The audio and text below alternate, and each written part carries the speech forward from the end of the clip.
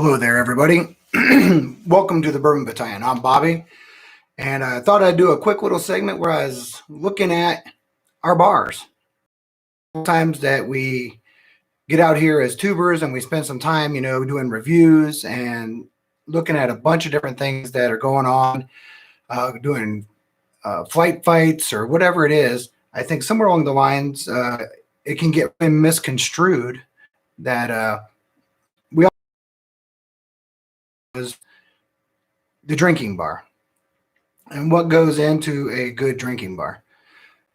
So with that being said, sit down and pour yourself a drink. I'm going to pour myself. I always have stuff on the bar in decanters that are sitting here willing and able to be shared if anybody stops by. They're always really good and really easy to find. So I don't ever sit around with stuff sitting on the bar that is super expensive or hard to find. Someone's going to get. But having said that, there's plenty of people that you come over, you have some old friends you haven't seen in a while, get acclimated, we'll get everything ready to go, and then we'll taste away on anything that they want to taste on in the bar. So let me look and see what's going on here.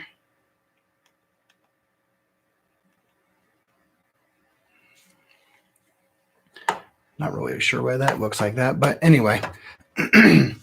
So on my bar, I think it's really important. I have some decanters over here. I know you have to kind of look through the boom to see it, but I always have 4 basic elements in my decanters. I always have a classic bourbon. I always have a wheater. I always have a rye. I always have a scotch. And typically I also put on a high proof. Mostly because I want to be a good steward. I want to spend time and help people understand not only what it is they like, but why do they like it. In order to do that, we have to acclimate your palate, get used to what you like, and spend some time with it, right? So right now I'm just drinking a straight bourbon. Right now in my decanters, I put the empty bottles because it changes so often that I don't always remember what's in there. So one of the cool things you can do is if you open up some decanters, and I always think you need to have stuff in decanters, right? They need to release. They need to be breathing and opening up a little bit. They still have glass tops. They're not perfectly sealed, but they're sealed good enough. So the bourbon that I have in here tonight is Jim Beam Black. Jim Beam Black is a great drinking bourbon. And we're talking about a drinking bar. We're not talking about necessarily a sipping bar or a tasting bar. Now, typically we'll bring someone in or someone will say, hey, I want to get more familiar with understanding whiskey and why is it so hot, all those things. And I said, well, you have to acclimate your palate just like you would do in anything. So I take them through the profiles of understanding the bourbon, the wheater, and the rye and the differences of it. Because I want them to acclimate a palate so that they understand why that they like a particular thing. So it says that my connection is stable. Yeah, whatever. So I apologize if there is some buffering. I've had some buffering issue lately. I'm not for sure if it's my computer or whatever. I'm on the Ethernet and I've got a pretty good internet connection here. So just hang with me. So we go through and we look at the different palate, right? And understand it. So on my bar right now, I have Jim Beam Black and my wheater is Larceny. My rye is Knob Creek and my scotch is Chivas Regal 12. All easily found at anywhere here that I live. Now that bounces around a little bit, but we have a lot of things that you can get here and a lot of things you can't. Most of the things you can't, they're either allocated or you have to go out of state or have some really good friends that you can do some trading with. So having said that, the elements to me are, I'm not afraid if anybody comes here and says, after we've gotten used to tasting, if we want to sit and drink away, pull out a cigar, we even blend it if I don't care. But it's always important to go through and understand a little bit more what it is that you're looking at. So,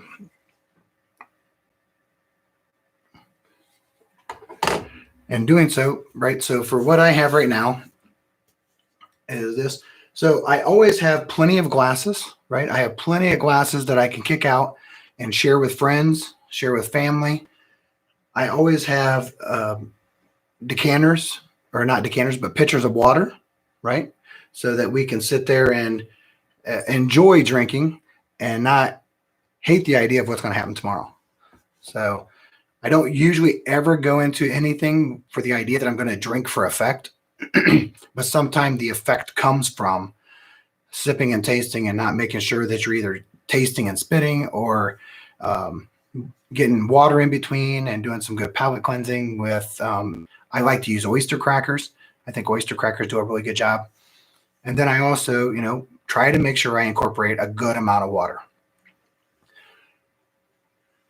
So as we go through, you have your Glencairns. A lot of times I like having the toppers that you can just throw on top there. The toppers are nice. They're easy to use and all that stuff. Because if you want to just kind of save it, a lot of times what I'll do with those is if I feel like I'm spending some time or we're walking around doing something, I always try to cover my stuff just because I would really like to come back to it and get the aroma, get the nose and everything that's coming out of it. But drinking bars, right? So what's on your bar? That's the thing. Put the things on your bar that you're perfectly okay with drinking away. If that bottle ends up gone, who cares? It's my drinking bar. And typically, you usually have a good amount of it, even though it's full. Hey, Ben, those decanters are always full, and I have readily available stash to put back in to the decanters. So whether it be the same thing or I mix it up. So my normal rotation for me on the bourbons is I usually have Jim Beam Black, Buffalo Trace, and I usually have Black, Elijah Craig 94 small batch. All really good, all really easy to find here. Now, I say that and I apologize. There's certain things we can get here in our allocated state of Ohio. I know this is Weller country and that makes everybody irritated, but realistically, usually I have Special Reserve as one of my weeder rotations. I have Larceny Makers and either Special Reserve or Antique. Usually I kind of keep the Antique aside, but we can find them just as easy. And the ryes, I kind of mix it up a little bit, right? I usually try to jump from Knob Creek. Sometimes I'll go into Jim Beam Rye. I'll go to Jack Daniel's Rye. I try to mix it up from different areas and different thought processes and different things they're going to do, not only with the particular mash bill, but also what are they going to do with their process, whether it's going through the charcoal maple and they're going through and doing Tennessee style or whatever, right? So you try to mix it up a little bit because you want to show those kind of variations when you do have someone coming through your bar. You always want to make sure that when they're sitting here, you're pleasant and there's no wrong way to drink. You can teach and inform, but if they're like, wow, this is really good and I learned a lot, but can you get me a rocks glass and some Coke? Sure. That's what's the beauty of a drinking bar. It doesn't matter if you drink it away, mix it, whatever. You're just informing someone why do they like what they're mixing with their Coke. So that way they can go out and make a really informed choice of what they're buying because we know that they like Coke or Diet Coke or whatever it is. So what is the juice in it that they like? And as bourbon people that spend time doing reviews and stuff, we have a stewardship to spend time educating and perfecting our craft, but also letting people know there's no wrong way to drink. Just spend your time finding what you like and acclimate to it. Since it's a drinking show, and we're talking about a drinking bar, I plan on drinking. So this is leading up to, I thought I'd jump on real quick before I know that Scott and Dan, and so you want to make sure that you jump over to them at 9 o'clock because that's going to be a really good special. Dusty Dan and My Bourbon Journey Scott are talking to the people at Blue Run. So it'll be really nice to jump over there and watch them as well.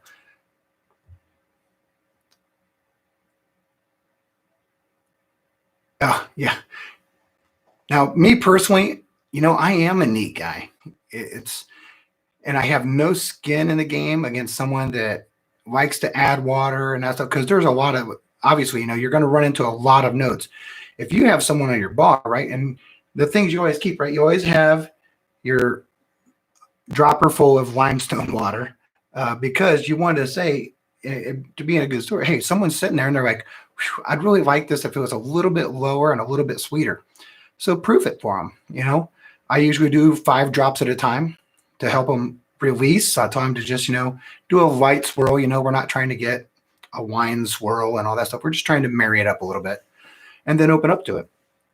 And don't be afraid on your drinking bar to make concoctions. You should have concoctions. You should have weird things. Like I have weird jars over here that if someone walked up to me, they'd be like, what is that? Well, it is a concoction of but it's kind of hard to see with that light. That light's really bright. So this is a concoction I'm actually making for someone.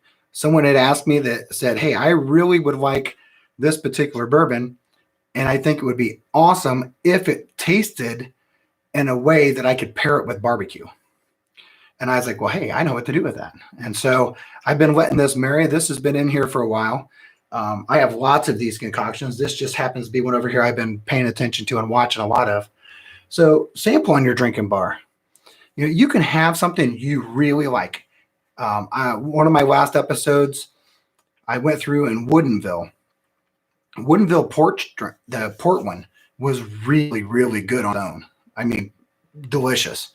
It was Woodinville port cask out of Washington. I did a skirmish, kind of like a flight fight with them against Crown XO because you have the cognac finish versus the port finish, and they're right there at the border. So when I was looking at it, I was like, how interesting would it be to see the differences and then which one would win? And I'm a cigar guy.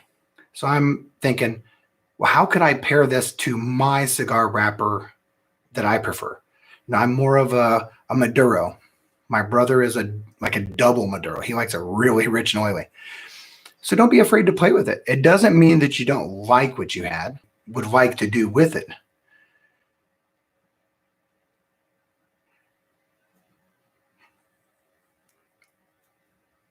Yeah, but you know what? I understand that. And it's always one of those weird things where someone's like, why do you like Jack or why do you like Pepsi? The argument between what are you putting with your stuff? It's like the perfect answer, Ben, is whatever hits your palate. Some people think one is sweeter than the other. Someone thinks the other one's sweeter.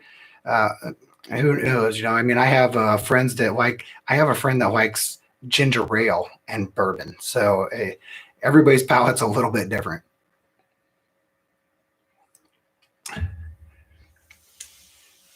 Hey, Barter, what are you guys drinking tonight? Anything in there for the drinking bar episode?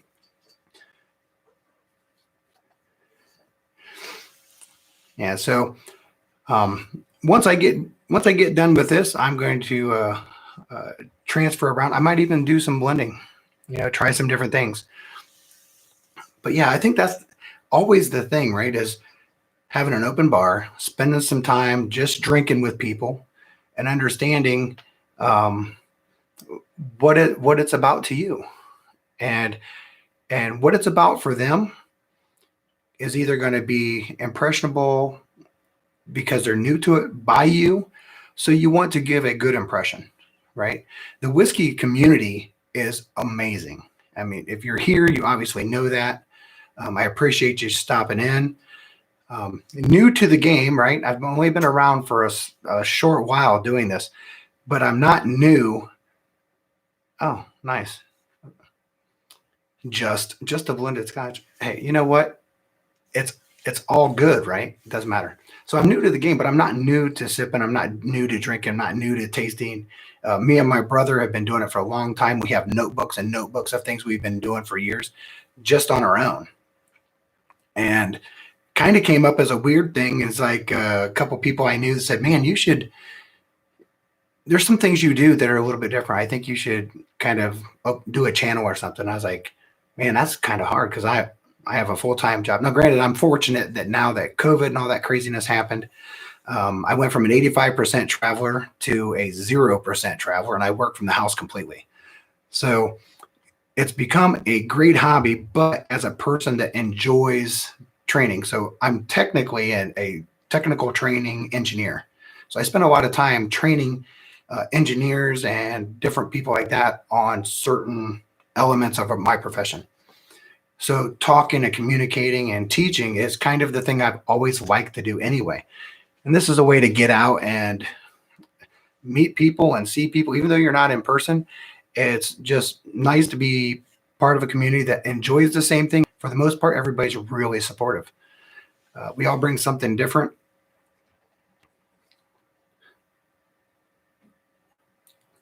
So my goal is, hopefully over time, is to continue to grow the channel.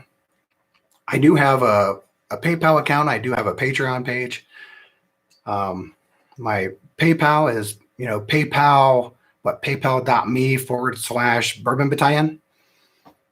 And there is a Bourbon Battalion Patreon page as well.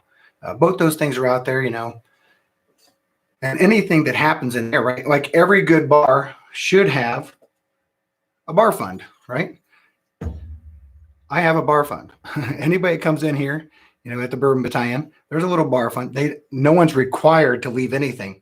But when they do throw something in there, it's nice because it all goes towards the bar, whether it be in the case of people coming here, it's towards the actual different booze.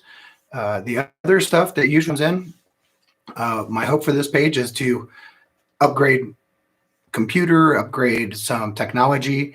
A lot of stuff I've already started doing, and I've been really fortunate with some people that are intrigued or curious or just want to see it grow. So even though it's been local, there's a lot of things in the planning that I have down the road. I know, especially the guys that are on here, I know that you've heard time and time again, something with me and something with smoking, right? And I'll talk about it a little bit more. I'm not going to spend too much time on it tonight. March 8th, I will actually be on, I think it's 10 o'clock with the Whiskey Crusaders. They're going to do a blind of the smoke samples I sent them. So I did this with Dusty Dan as well, but it was just a one-on-one between him and I. Now we're going to be doing a full blind session with the Whiskey Crusaders March 8th. So yeah, I know my brother, he's more of just a regular bourbon guy. And he's like, why did you put scotch in your bar? I said, well, because I like scotch too. I don't have any beef with any of them. They all have different tastes and stuff like that. And if someone came in and said, man, I'd really like to try a scotch, what kind of steward would I be if I didn't have a scotch? So I have some Irish whiskey. I have scotch. Now I don't have the majority of my hooch, right? And we call almost everything here I do as a military term. The majority of my hooch is bourbon, whether it be rye, wheated, whatever. Most of it's bourbon. But I have some old stuff. I have some hard to find stuff. I have some stuff I really enjoy. But I can tell you this, I don't have anything. And anybody that's ever been here or knows me, I don't have anything on this bar that I wouldn't crack. It's always, now having said that, I do have plenty of them that aren't, because if not, I would probably be comatose in a hospital somewhere from drinking too much. So I know the next one that's getting ready to replace my Jim Beam Black, because that ain't going to last very long, is I can see it over here. I have it sitting over here already. Elijah Craig 94 small batch. I think on my bar and the past, probably the past 4 months. In the past 4 months, my brother comes down, and his favorite go-to, without a doubt, bourbon is Elijah Craig 94 small batch. So it doesn't last very often. It has to be replaced quite often. And so, but it's such a good thing. Yeah, Blanton's Gold is really nice. It's really smooth.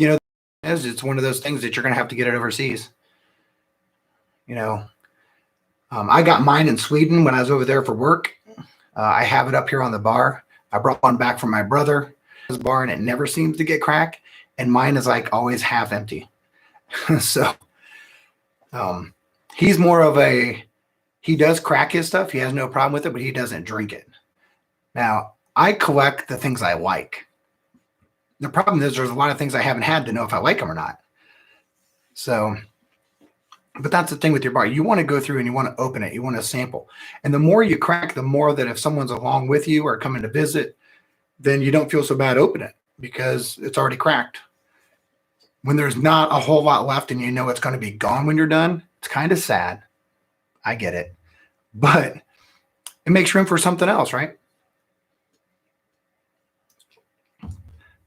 Like I was trying with my brother the other night. What is it? The Fistful of Bourbon. Yeah, Fistful of Bourbon. And it was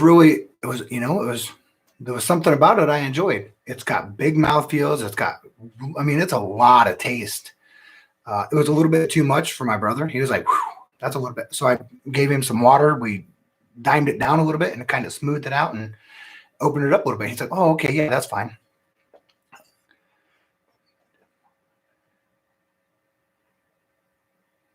Oh, man, Elijah Craig 94. It does not get better if you just want to have a good drinking bourbon that's at a good price point. I would argue to say, in my personal opinion, it is the ideal drinking bar bourbon. It's easily found. It is always good. And the price point on it is really nice as well. So I would absolutely, without a doubt, Elijah Craig small batch. And the other one you can throw on there if you want to add a little twist, especially because people at your bar, you need to talk to them and inform them as well. Evan Williams, you always hear it. Evan Williams Bottled and Bond is a no-brainer. But you can explain a little bit more about the bottle and bond for those that don't know what it is and that stuff. Right behind it, Evan Williams single barrel. That shit's everywhere. And it is absolutely delicious. And you don't see near enough talk about Evan Williams single barrel. And you hear all these people, single barrel. Yeah, Evan Williams single barrel you can find all day long and it's dirt cheap and it's really good. And I'm not like an Evan Williams spokesperson, but I know what is good bourbon. And you know what? When you're looking on a drinking bar, those are some of the things that give a really nice thing. And Evan Williams single barrel.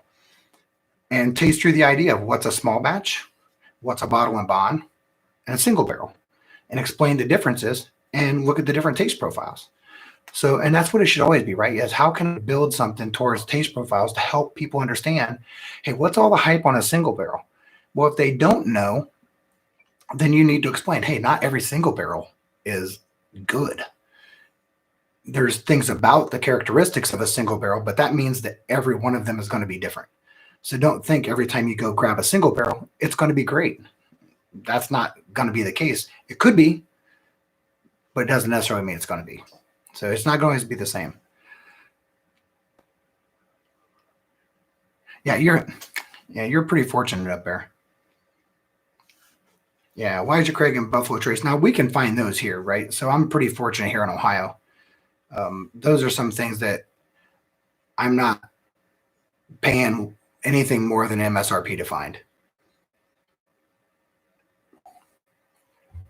But, it used to be, I can say right now, my bar drinker that I used to always have and I rotated between before it went nutso out of nowhere, I always had, they were my regular bar drinkers.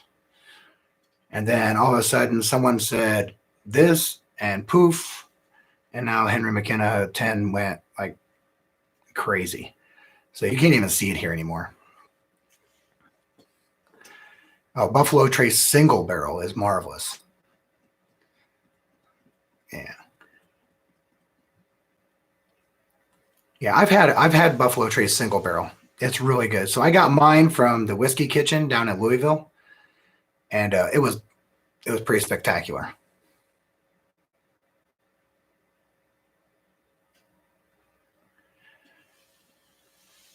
So the Elijah Craig Barn door, are you talking about the full proof, the barrel proof, or are you talking about just a regular 94 small batch? Because I'm pretty sure that was a Elijah Craig full proof, or actually barrel strength, whatever. So yeah, we don't see those tons. We do see them occasionally. They do hit the area markets and all that stuff, but there's plenty of people waiting to get them, and they're lining up to get them. So you have to have some context or know ahead they're going to get them. But yeah, you can't go wrong. So don't always worry about said we're talking about a drinking bar. We're not talking about a maybe a collection or something like that. These are just all of the things that are easily found and put on your bar and from my side of the country, I found hidden gems everywhere that you didn't see that in here. But as far as your staples, you can never go wrong with any of the bottled and bonds. Heck, old granddad bottle and bond is delicious stuff. That you have the basic minimum 4-year statement, all the things that go into a basic bottle and bond. If I see a bottle and bond, I almost always, every time I go to the liquor store, I always pick up some bottle on, just because it's really easy to find, whether it be, oh man, there's so many of them that I pick up. I think the last time I was at the store, I picked up a Rittenhouse Rye bottle and bond. I pick up by someone in, they're at 100 proof. They always are. So you're going to be somewhere in this range between 86 and 120 that you can say, okay, well here, this might be your area to go to. Speaking of water, I probably need to get some. So I always have on my bar drinking glasses. So there's always drinking glasses to make sure everybody has water. I think drinking out of a bottle on your bar, and it's okay, don't get me wrong. I'm not all frou-frou and fancy. I was in the Marine Corps, for Pete's sakes. But you know what? I like being able to drink out of a nice crystal glass, and so I keep that stuff as well. Now, having said that, most everything you see over there that looks all fancy and crystalish and all that stuff, I've either found it at a garage sale or the Goodwill.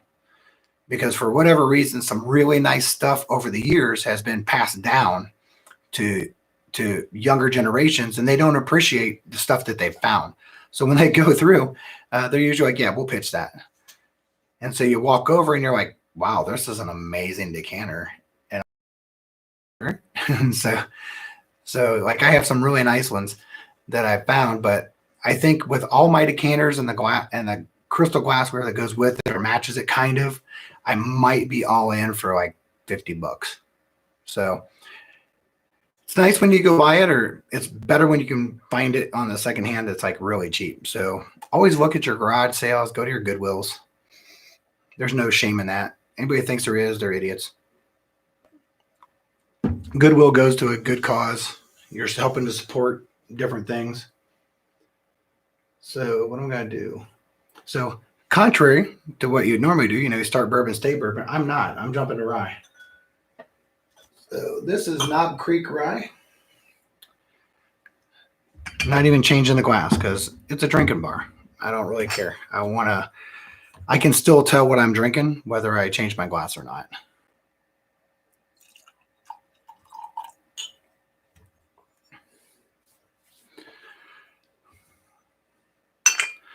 Craigslist. Yeah, Craigslist is great for barware. Definitely.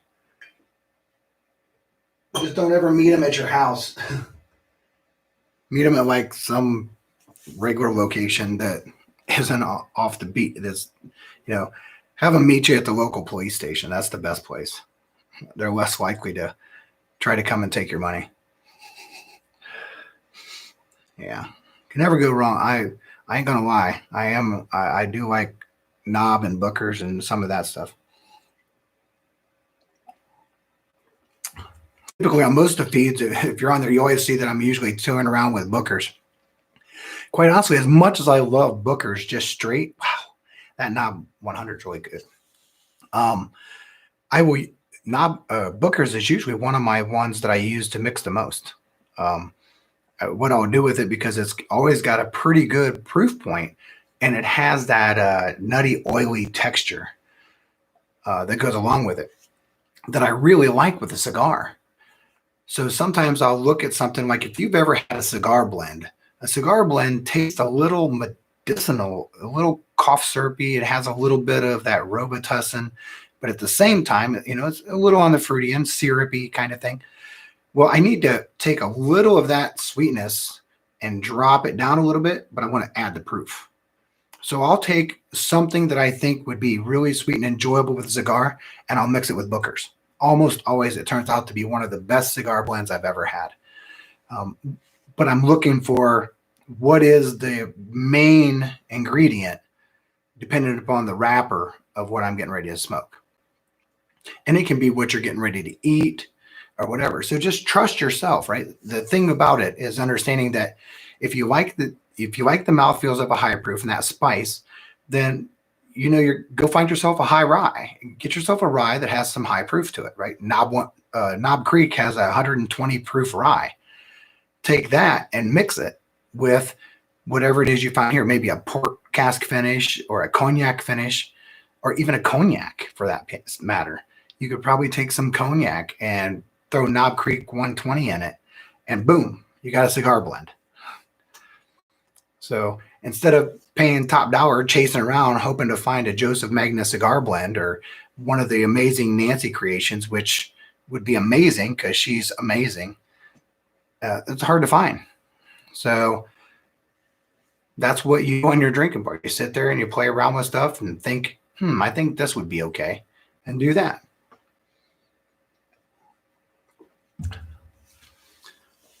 So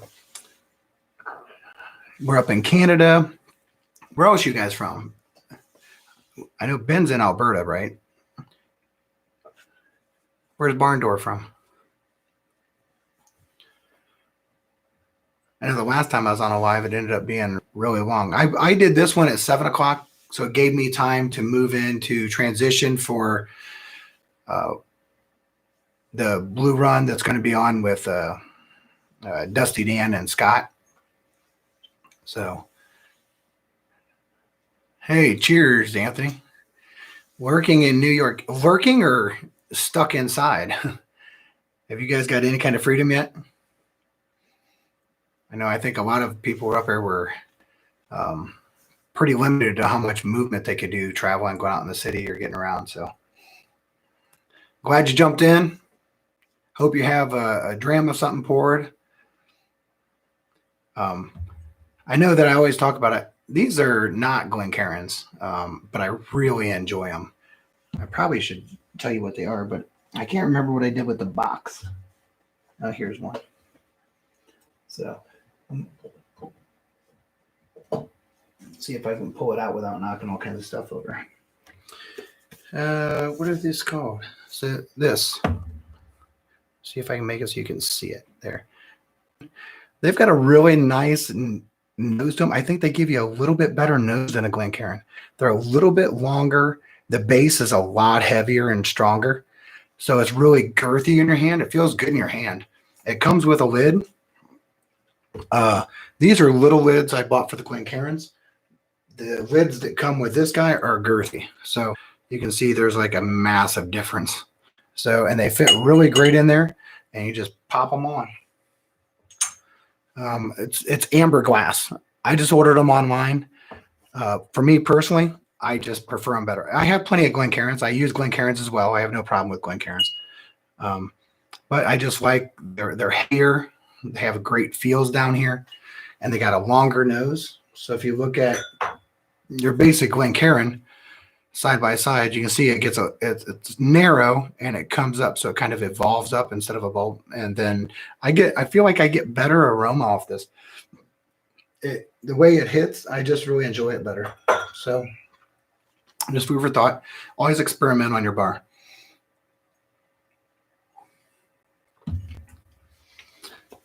What else about a drinking bar? Drinking, right?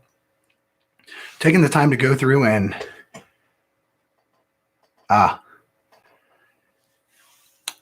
hey, Jenny from Mansfield, Ohio. And well, I'm glad you guys can at least get out, Anthony. That's always nice to be able to get out and start getting a little bit of normalcy from time to time. I know it's hard being cooped up. It was a huge transition for me last year.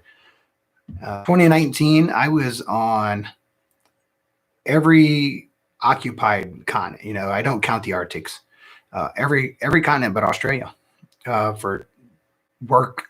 I did about 85% travel all over the world to none.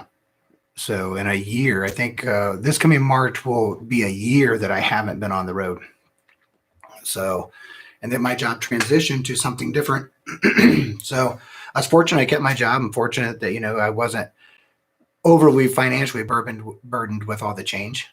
But, you know, it was quite an adjustment getting back and staying at home, being like that all the time. So hopefully everybody's enjoying their bourbon they're drinking or their scotch or whatever they're having. Do all of you guys go through and use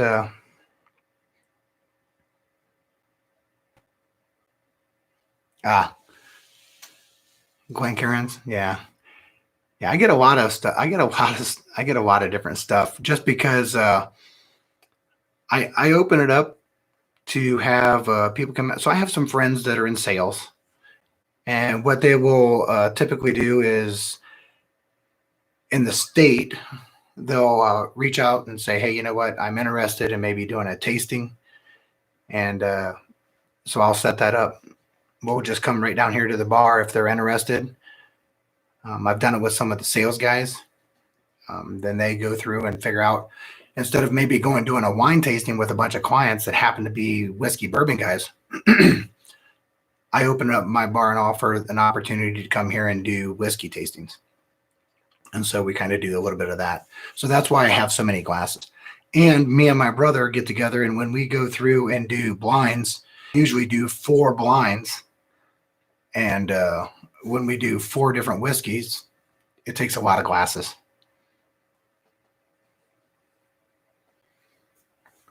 Oh, yeah. Small groups are the best though, because you can get through it quicker, and then you can hit the drinking bar and just relax and enjoy talking and get together and spend some time. And that's what it should be about, right? Is enjoying those kind of things. Yeah, so you can order them online. I would tell you that, like, so if you're looking to get Glencairns, right, shop around. There's places that you will find where you can find Glencairns significantly cheaper than other places. I can tell you that for sure. I have bought some off of Amazon. I've bought some off of Pinterest, you know, just different places, you know, shop around. I think the best deal I ever got was I got 12 of them from, I don't even remember where it was. I got 12 of them for like $50. So that's kind of cheap, cheaper than what I normally find. These 2 drinking glasses, this amber glass, they're not cheap. That's why I only have 2 of them, and they're designated for me. So, and my brother would be like, hey, when are you going to let me have one of those? I'm going, hey, no, when I get 2 more. Yeah, I definitely want to shop around, Ben. There's a lot of places. You'll find it cheaper than going to the Glencairn site, for sure. So I said it earlier, you know, this will always be one of those things that will come with him, and it will continue to evolve.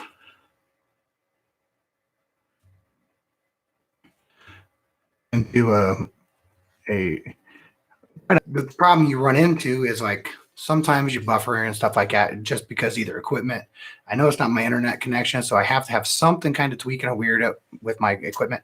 And so that's the idea, is you go through and keep figuring it out and getting it better. I'm not a marketing guy. You know, some of these guys have some great intros. The Match and Drum, I tell you what, his stuff is on point.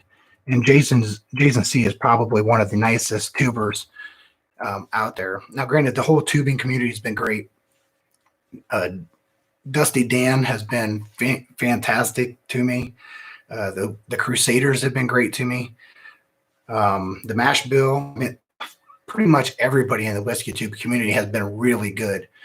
And understanding we're all kind kind of competing for time and space and that stuff. But, at the same time, everybody is really supportive of everybody, regardless of what it is. So we always are looking for, hey, if you like the channel and you like what it's coming into and what it's becoming, support us, because it's not that we're doing it for anything other than the channel, right? So whether we're putting it in equipment, whether we're putting it into the bar. So it's always one of those things that we're trying to make it better and bring different things to it. So I put one up there. So if you like the channel and you're interested, I do have a PayPal me account for Bourbon Battalion. I also have a Patreon. So if you're familiar with Patreon, you can go to Patreon and look at Bourbon Battalion. And all those are just ways to help support the channel and support the different stuff. When you get to the point of trying to do it all out of pocket, it gets really expensive, trying to track down and trace down all these different drinks that you want to review for people, because everybody has something different. So for me, I usually come in it with a really easy, simple, no nonsense kind of thought. Hey, Dusty Dan, glad you could make it. Just a no nonsense thought of, hey, let's talk about real stuff. Look at what's going on. Hey, Nick, thanks for jumping in. Cheers. So as we go through and get further along, we'll change it up. I have plenty of reviews. I try to reach out to some of the small guys here in Ohio. We have a lot of craft distilleries. I did one review on Magnolia, and they have an MGP product, even though it's really just an Lawrenceburg, Indiana. It's not classified MGP. But they have a really good thing they did with the bottle and bond. They did a bottle and bond, and they're finishing themselves out of Columbus, and they have a weeder, and I believe that they're going to send me a weeder to review. And so you want to give some props to these people that they may be a rectifier, but they're doing a process and they're bringing good stuff to the table. And if you're going to be a rectifier and take the time personally to go make it a bottle and bond, you have my respect. Hey, Scott, thanks for joining. Look forward to seeing you guys with Blue Run later. So, yeah, so that's what, one of the things is always looking at your bar. How do you go through and put your drinking bar in a position so that when someone comes in, you can sit down and not only be a good steward to them, but can drink and not feel like you're breaking the bank or depleting funds, because there's plenty of reasonable things to find, right? So I'd say always keep it diverse. You want to be able to not only explain it, but enjoy things.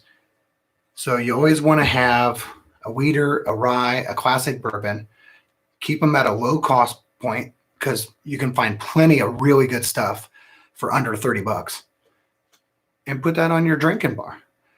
And then once you spend some time with people and they're like, well, what's the difference? Or what would it taste like if it was a higher proof or whatever? Keep a high proof out there.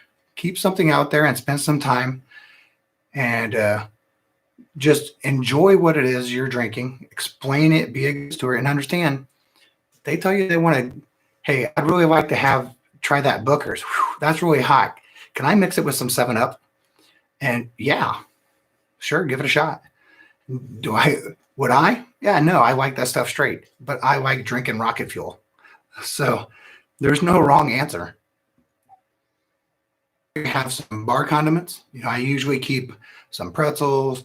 I keep some trail mix, water, all that kind of stuff is sitting out here. Making an environment that people feel comfortable to drink, and you're not going to sit there and judge them about what they're drinking. So, yeah, so I went from the bourbon. So for those of you who joined late, stuff on the bar that are in decanters. So I started with my classic bourbon, and this time on the bar right now happened to be Jim Beam Black. It's a double-aged bourbon, Jim Beam product, and Jim Beam Black is actually a really good drinking bourbon you can find all day long by the handle. And so that's what I do. I buy it by the handle and just fill stuff. I typically either have that, Buffalo Trace, or Elijah Craig 94, because those are all easily found. Work my way through my bar. I always keep a rye. I typically either have Knob Creek, Jim Beam, Jack Daniel, or Pikesville. So I kind of mix it around there. My weeder is either Larceny, Makers, or Weller. I know that sounds terrible. And Dusty Dan's sitting here like this, shaking his head because he can't find that shit in Maryland. But fortunately for me here, I live in Ohio, the land of Weller, I guess. We can find Weller Antique and Special Reserve by the handle. So I have had Cedar Ridge. Yeah, Cedar Ridge. I have had that. Well, enjoy yourself. I'm kind of jealous you're going to the distillery and drink. Rest assured, though, I'll be here drinking. So you might be surprised when you get back later.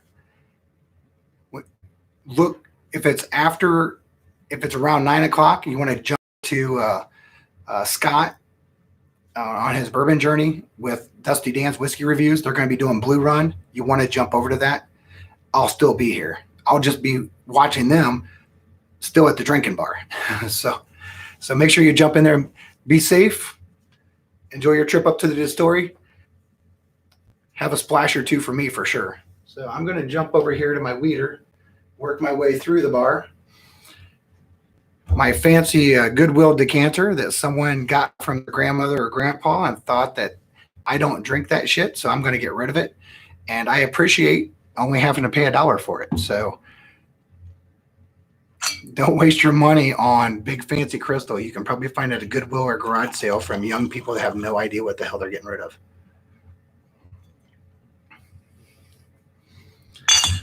So over to the weeder. This one happens to be Larceny. It's 92 proof.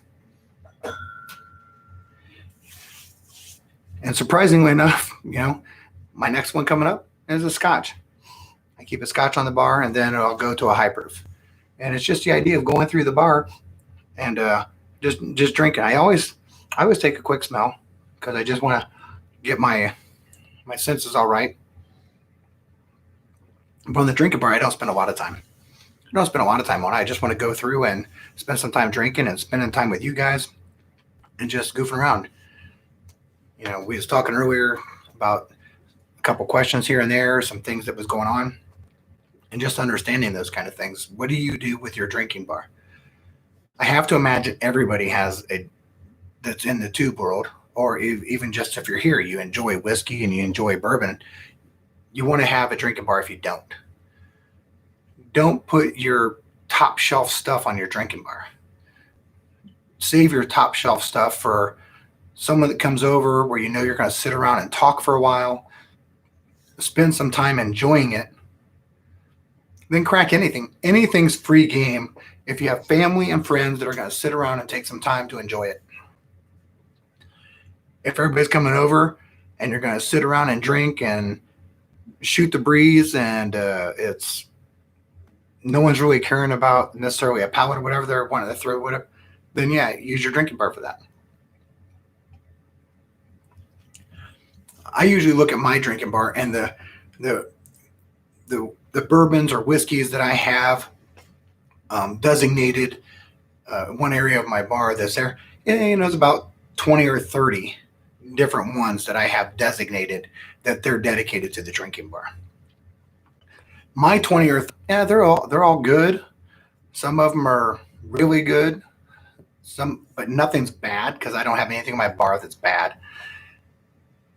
My brother's drinking bar, there's nothing happier than when I go to my brother's drinking bar. So the Gunny, who usually spends a lot of time with me, he was one of my inspirations towards the military and all that stuff. And Dusty Dan knows this. My brother is he's been collecting some stuff for a long time, and his drinking bar has stuff that now you can't find that he was buying when it wasn't cool. So most of the stuff on his drinking bar are stuff people are chasing, and he's like, "Yeah, I got that by the handle back in the day." So he's always really been good about picking up the idea of something that's really good ahead of time and stocking up on it before Fred or somebody goes out there and says, "This stuff's great." And then poof, good luck with that. So if you hadn't had a chance to go out and get Woodinville cask strength, run out and get it before it's gone. Because I don't know if you were watching Fred's last cask strength flight fight. Woodinville beat everybody. So that right there will tell you, hey, go find your Woodinville cask.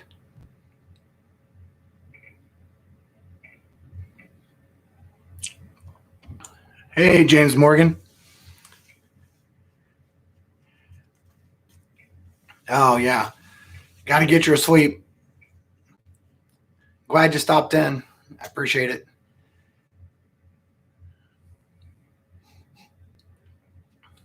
Yeah, it's always one of those things that you want to just sit around and enjoy and explain the stuff you're doing on. Is the internet like doing some goofy stuff for me, Ben? I don't have any indicator. Usually YouTube does a good job of coming up saying they're having some kind of connection issue, but I'm not seeing anything, and I'm watching myself. I've been trying to watch it over here because the last time that I was on, I think after this is my bourbon podcast. Oh, it's on your end? Okay. I was going to say, if it's on my end, let me know. But I try to always watch over here because Perry was in the middle of doing one of his, I think he was doing the Elijah Craig, the new Elijah Craig. And in the middle of it, it just went dead. And it was a YouTube thing. And I was on later and I had the same kind of thing. Yeah, it's really funny, Dan. Like, I love this shirt too, but I bought this when I was a big guy. And so it's like really, really, really way too big. So I've been trying to pull it back around because, hey, the good thing about COVID for me, I'm not as big as I was. So, yeah. Yeah. So and I think that's one of the things, right? That, I think we all go through a process in the beginning of figuring out what's going on, whether it's glitchy from this or glitchy from that. I have a feeling that if you're seeing some glitchy or bogged down for me, there's two major things that I'm dealing with right now. The laptop I have is a little bit older, but the Ethernet went out of it. So I'm on Wi-Fi. That will change tomorrow. And then the computer itself, it's not the newest one. So hopefully when I can get, whether it's through the system here, through PayPal or Patreon or whatever it is, plus, just spending some time, saving some extra money to try to continue to do my craft. It's one of those things that will all get upgraded and changed, right? So I kind of got into this pretty fast and it's kind of went pretty fast. So, it's always a process of trying to go through. So between keeping your bar up to date, going out and finding the latest stuff to review, keeping your equipment and good stuff, like my webcam, top of the line, my mic should be top of the line. I don't have any problems with any of those kind of things. My computer, not so much. So that'll be the next thing that I'll upgrade the computer, get a new computer. Hopefully, be able to get on a little bit faster and not have to worry about some of the glitch. So I have a Cat 6, but the problem, so Nick, the problem isn't the Cat 6 and it isn't the Ethernet connection. It's the Ethernet card in my laptop went out. So I'm a little bit of a techie guy and I know what the problem is, but I have to, spending time on, my hobby, and this is really for me a hobby, although I spend more time on my hobby than I do my work life. But it's one of those things that, it'll get there. I promise. So hang tight with me.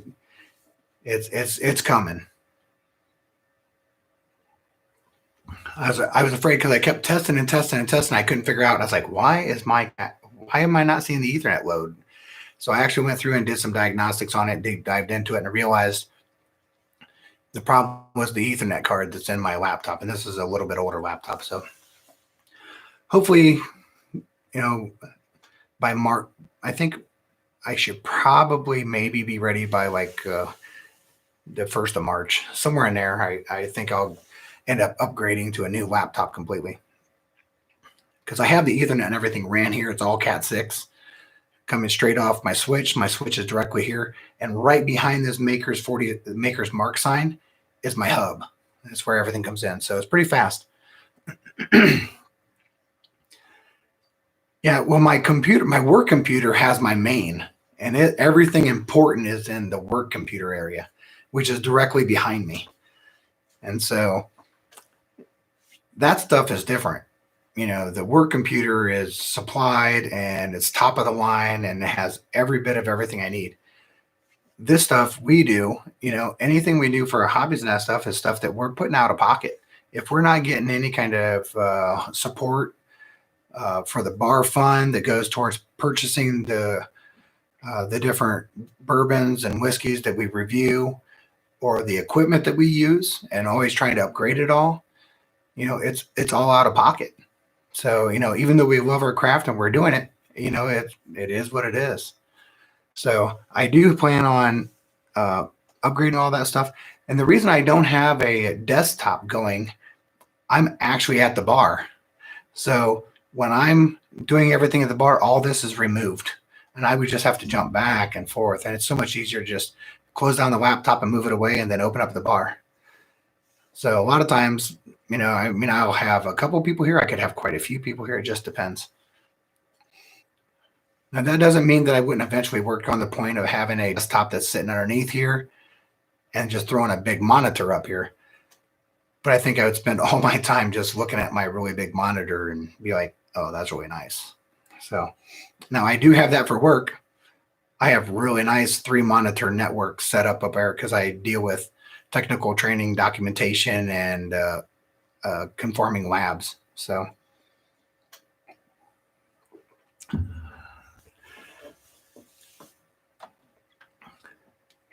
and, I'll tell you what, my journey through my bar has been pretty pleasant. And the thing is, you can have plenty of stuff on here that's really easy to drink. Yeah, nothing's expensive. So don't get too hung up on that. Make sure you have plenty of water. Always be hitting your water.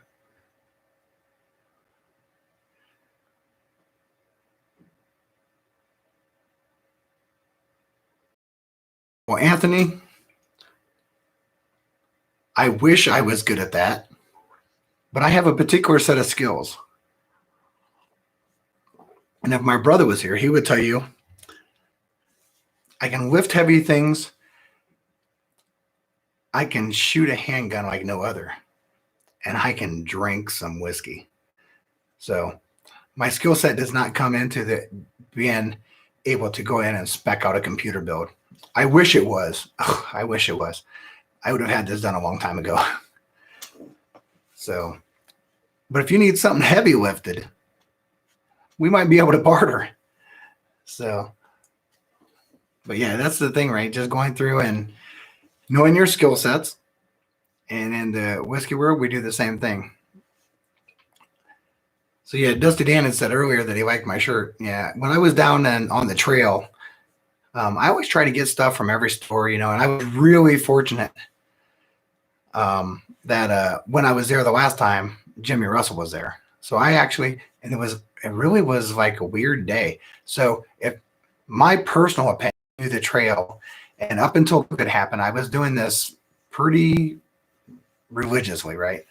The best week to go and do your trail is after the Kentucky Derby, because everybody's tired, everybody's drunk, everybody's gone.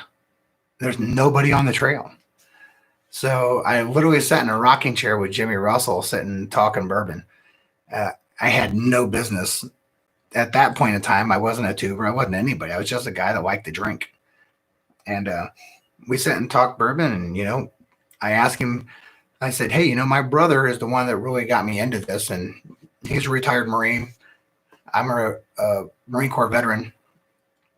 And the very first bottle that he really got introduced into was Wild Turkey 101 with Coke.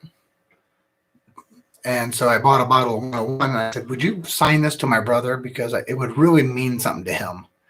And he's like, yeah. And like he sit there and scratched on it. Such a good, humble, wonderful man. If you've never got a chance to go down to Turkey and talk to him, try to make it in your plans to go down there because he was incredibly wonderful to talk to. I think, and I don't have any idea if you're going to be able to see this. Right above the label, it's signed by Jimmy. So he took everything that I had bought there and signed it. So that's just a class act. Just a class guy. And, you know, that's what it's about, right?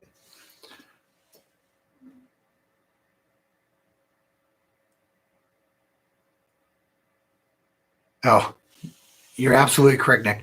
So understand, Nick, I'm not a big techie guru, but I used to build a bunch of stuff. You know, I used to spend a lot of time building networks. So before I did what I do now, I actually built networks. And in that, you did a lot of cabling, a lot of fibering, wiring, whatever it was, and building those networks. So as far as connections and that kind of stuff, I know. Building computers and that stuff, yeah, that's outside my expertise. But I can drink a lot of bourbon. So hey, you know what? We're good at what we do. So I finally just got my my new logo is up. Even though it doesn't look like it changed a lot to you guys, it did change. It's my final product. I have it being digitized right now. So a lot of my graphics and that stuff will be better. I also have it being made right now into merch. I have merch being processed right now on my Patreon page. There's stuff in there that if you join Patreon at different levels, my Patreon levels, I think are like as low as $3. And there's 5 levels. I think it's 3, 5, 10. It was 3, 5, 10, 25, and 50. And different things go into all those levels. So if you go to Patreon and look at Bourbon Battalion, you'll find me. I'm in there. If you want to be a part of some of the stuff I do behind the scenes and all that kind of stuff and things that go along with Patreon, I have all the merch that goes along with that. You know, I appreciate all support, any support, and just the fact that we're sitting here talking. Whether I have 6 people, 10 people, 100 people, 300, it's just sitting here enjoying communicating, spending some time understanding things to do, how you can enjoy your whiskey bourbon experience, and some of the things that we do. So whether you're new to the tubes, and quite honestly, I would say that, I'm pretty new to the tubes. I'm probably the oldest new guy. So I don't look old, so that's going for me. I was fortunate that I had a mother and a father that late in age, when they got to the point of the past, they still were not gray. So hair loss and gray does not really run in our family. And so my brother and we have gray. I would have to get close and see it, but it's not the major defining thing. So, but yeah, I'm almost 50. But I've been tasting and drinking and pairing cigars and doing a lot of things for a long time. I just recently got in the tube world. So I've been fortunate, I've got to do a lot of different drinking in a lot of different countries. One of the things that I want to do is of all the places I've been that I've never actually stopped into and drank was Canada, which is weird because it's like so close to me. I'm closer to Canada than anywhere because I'm in Ohio. I can literally just cross Lake Erie and boom, I'm in Canada. So I definitely need to, when all this is all said and done and things go down, I need to make a trip up to Canada because I could literally drive there and it wouldn't even take me that long. So I have passports. We'll go to Canada. If I will let my my northern Mountie bear riding friends up there know that I'm coming.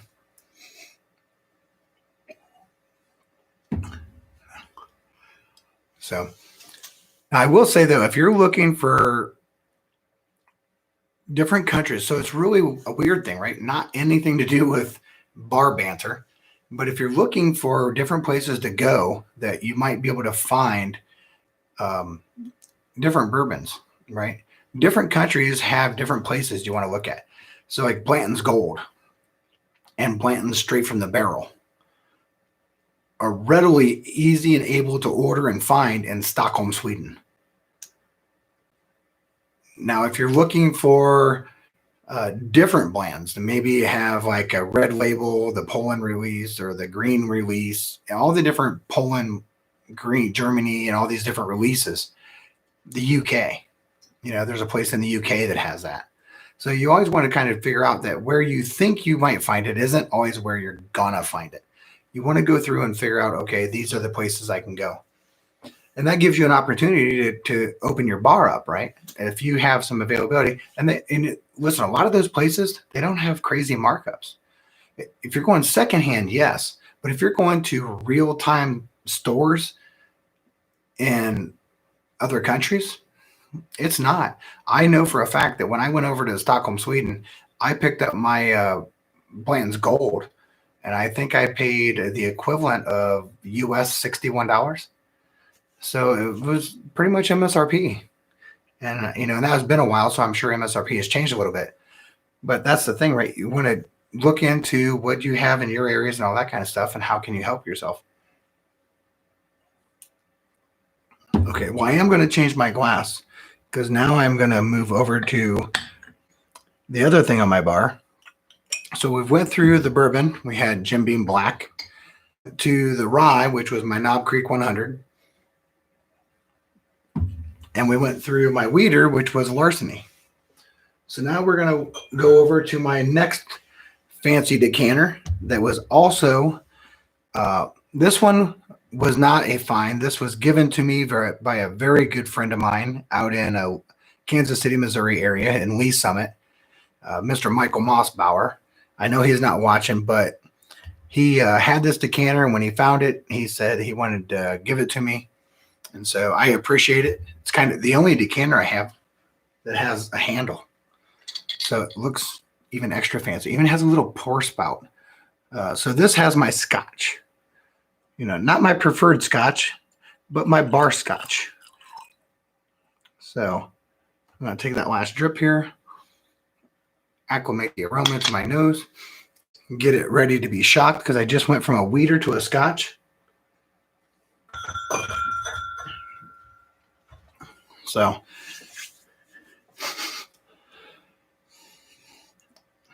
yep, that's a scotch. Not a peated scotch, but a good scotch. I do have quite a, I have like maybe 10 different scotches down there. I could have went with the basic entry level scotch and just said, hey, I'm going to throw up my monkey shoulder. But I thought, what, I'm going to throw up, if you go to any duty free when you're traveling anywhere in the world, you can find Chivas Regal all day long. And I'm in Ohio, and I can find Chivas Regal 12 all day long. So we're not talking about what is the greatest, what is the most special. We're talking about what you can put on your bar that isn't bad. And so your thing is you always want to go through and take a good smell. And Shields to me always smells like green apples, which doesn't suck. I love Granny Smith green apples. I live in Ohio. The only other people that have apples is Washington.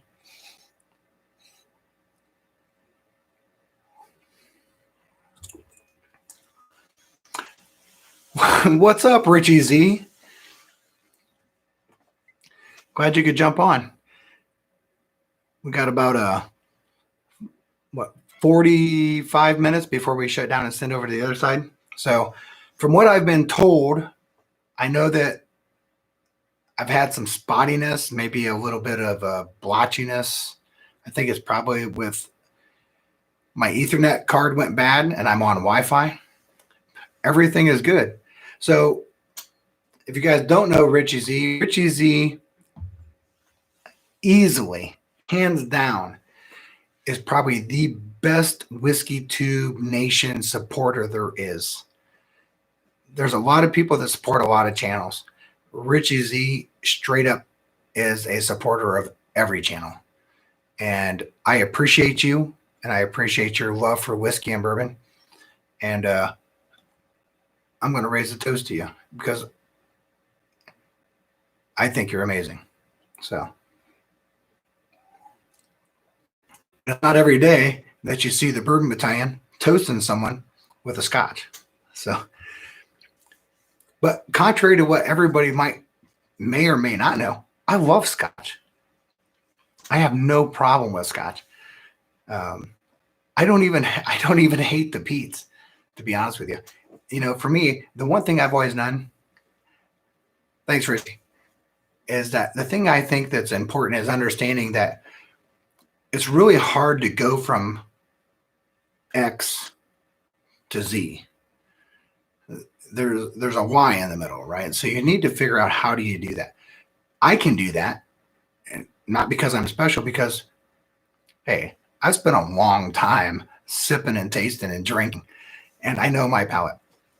I knew if I needed to. Now, if I was going from a weeder to like an Ardbeg or a Lafroig or something like that, oyster crackers and water, let my body adjust because it's about to be shocked because I'm going to end up tasting asphalt, road tar, and everything else. But it doesn't mean I hate it.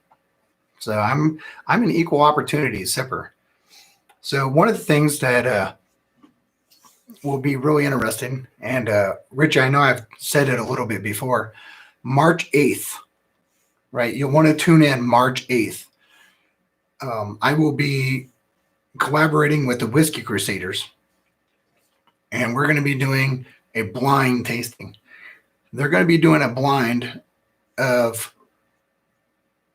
a few different, was it A, B, C, D, G, H? So they'll have six different sips they're blind tasting that I personally smoke infused. I know what they're going to choose because I did this with Dusty Dan on a one-on-one. And the one he chose as his best and thought it was delicious and asked me if I could make him more. I told him what it was and he saw it and he was like, what?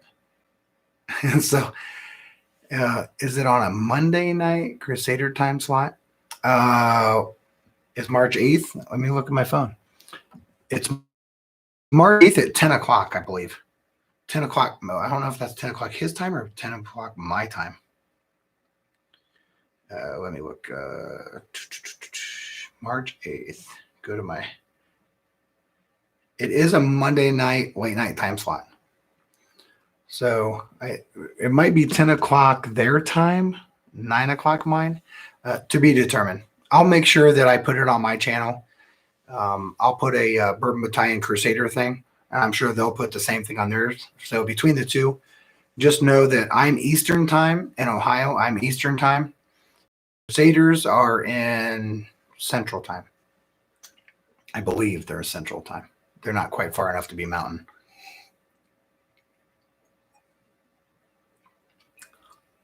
I'm not hating on this Chivas Regal 12, to be honest with you.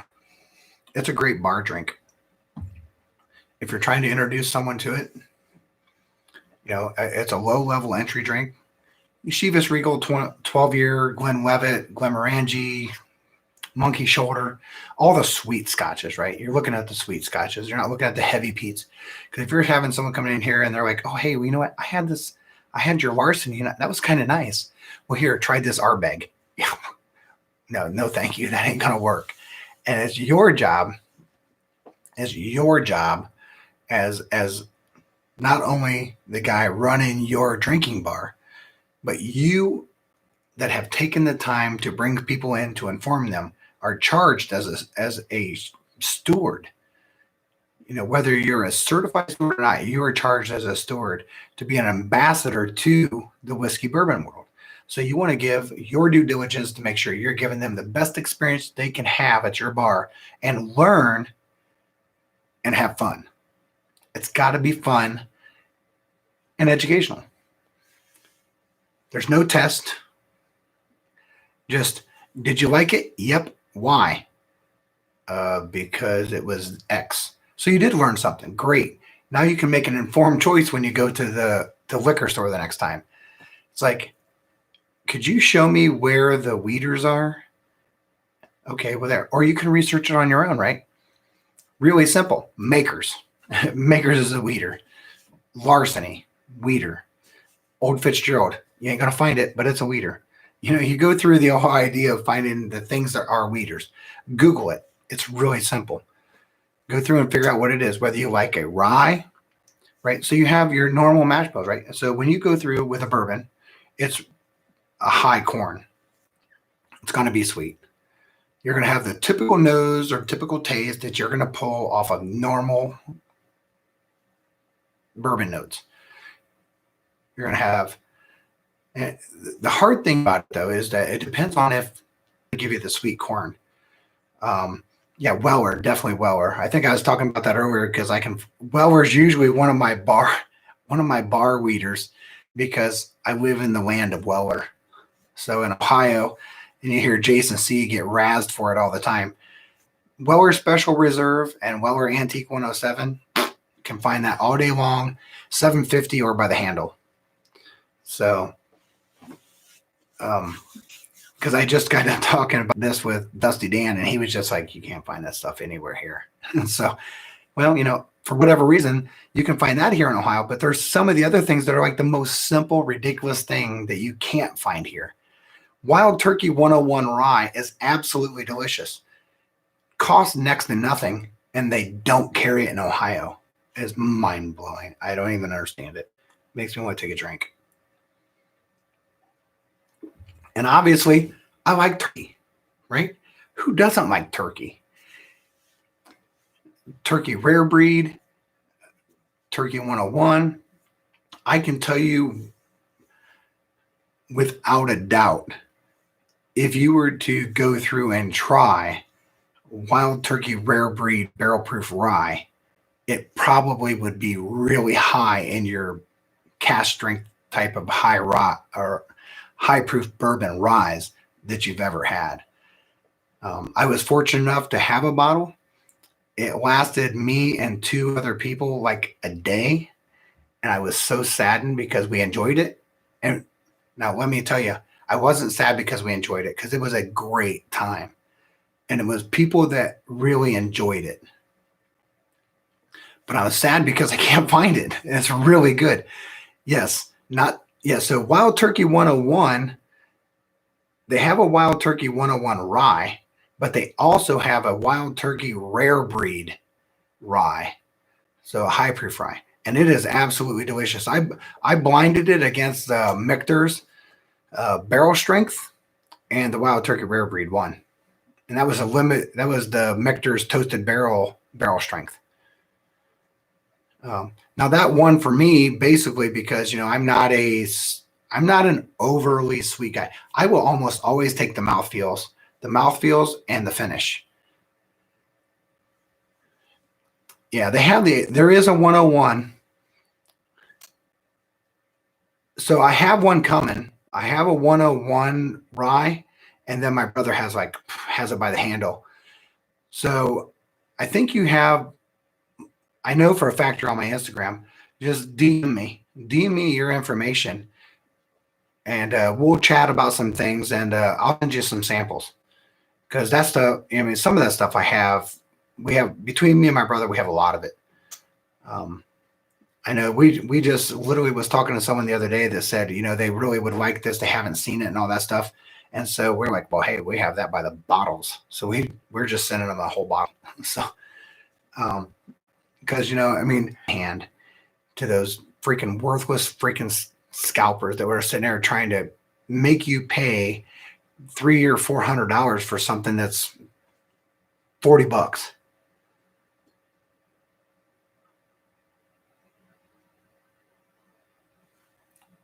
Richie, where are you located? I don't think I've ever asked you that. Listen, Nick, you're right. Turkey is I've never had a bad turkey. I don't care if you go Turkey 81. I don't even care with that. I can take Turkey 81, which you can find all day long. And if you can't find Turkey 101, Richie, what a sad thing. I literally work Other than travel, my base of operations is in San Jose. So there's a good chance that we will cross paths. I promise you that. I am very familiar with anywhere that you're talking about in that area. So do yourself some due diligence. If you're a person that can find Turkey 81, oh, nice. And you can find rare breed, right? Turkey is good about putting rare breed on every shelf. But you're having a hard time finding 101, which seems like incredibly odd to me. Well, just blend them. Just blend them. Do a 2/3 pour. Do a 2-to-1, 81 to 101, and proof it up. Just do that. And if you can find 81 rye, I mean, it's kind of really hard to go to 101 rye, but 101, they do have a Turkey 101 rye, a 101 rye, and they also have the rare breed.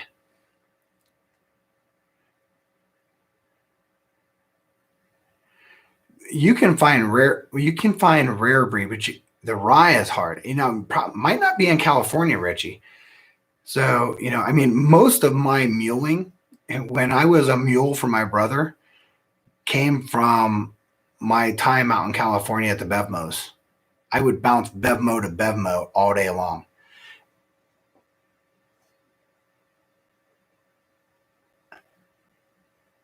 Oh, is that the one downtown? Because there's one of the stores downtown that used to let me know. They used to send me messages of when they would get their shipments in. And one time they sent me a message that they were going to hold a bottle for me if I could be there in an hour. MSRP Pappy 23. And I was in the middle of teaching one of our biggest customers and I couldn't leave. It was the worst day ever. Do I think Pappy 23 is the bomb? No, I don't. I've had it. But you know what I can trade it for? Holy smokes. I don't really care if I have it on my bar. I've had it. I've had all of them. I've tried them all. I've tried samples of them all. Yeah, Fred's Liquor on 6th Street. Yep, that's them. They used to send me stuff. So like there was one of them. I reach out to them and they would send me updated information about it. Have you ever been to the Speakeasy downtown? So for you guys that don't know, San Francisco is really one of the. It's one of my favorite. It's one of my favorite cities in America because it's so culturally diverse, but it's incredible. But there's literally a speakeasy in San Francisco, and you have to know about it. If you don't know about it, you'll never find it. And it's down by Green Street, and down when you get down there, there's a really nice little secluded Italian restaurant that is top notch. If you ever want to go downtown, there's the Richie? What's the name of the big hat kind of satire comedy club? What is it? Why can't I think of it right now? I've been there like a million times. It's down close. It's down close to Green Street. It's not on Green Street, but close to it. Yeah, Green Street's North Beach. I know you're on South Beach, but we're talking downtown San Francisco. So it's in downtown San Francisco. Is it the Punchline? No, I'm not thinking of the Punchline. It's where they wear the really big hats and they can all sing really well. But they're always. It's not really a comedy club.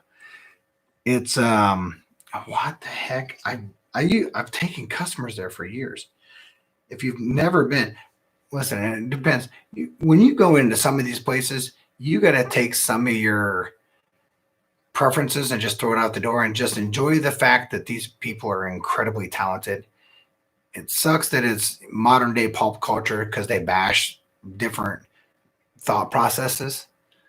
But if you can put that aside, throw it behind you, and don't get butthurt, but go enjoy it, it's absolutely brilliant. And I'll tell you before we finish what the name of it is. But what is it? It's like I'm just going to put in big hat San Francisco. See what it comes up with.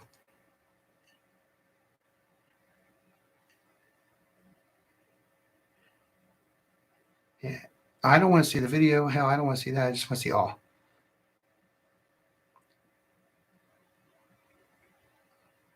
Beach Blanket Babylon. If you've never been to Beach Blanket Babylon, you absolutely owe it to yourself to go. Don't get butthurt. Don't think about it. Don't worry about it. Just go and enjoy yourself. And you can drink while you're in there watching it. Go down there. There's a little Italian restaurant that's really good. Go to Beach Blanket Babylon. When you're done, you go to the Speakeasy. So we will hook up. I will get all the Speakeasy information for you because it's public knowledge if you've been there. But if you've never been there, good luck finding it. Down off of Green Street, down the road a little way, is a little place that has like a weird door that has no business being there. And you have to knock a certain way and you have to have a certain thing to say. And that's stage 1. And then when you get inside, there's a stage 2 to get to the Speakeasy, which is stage 3. So it's really fun, way overpriced, but it's a hell of a lot of fun. I can tell you the Bevmos that I have found that is the best. There's a Bevmo. If you're going over into San Bruno by the airport, right? San Bruno Avenue and all that stuff, not too far from there. If you're looking for, this is the only way I can tell you how to get there because I don't even remember what it's called. There's a Bevmo that's really close to the Hooters over by San Bruno. So if you go over by the airport and search for a Hooters, it's in like the weird location of a mall. But as you're pulling up to it, if you look far to your left across the parking lot over the street, you'll see this little weird Bevmo. And I went in there. Oh, I'm telling you what, hidden gems. I don't think anybody that drinks bourbon goes to that Bevmo. Most of everything I've either found for me or my brother, shit you can't even think of finding, I've found there. Yeah, it is. It is on the South San Francisco because you're down there by the airport, right? So, but you want to go past the airport. It's past the airport. Go past the airport for sure. Well, if you're going past, I say that, let me correct myself. Go past the airport if you're coming from San Jose.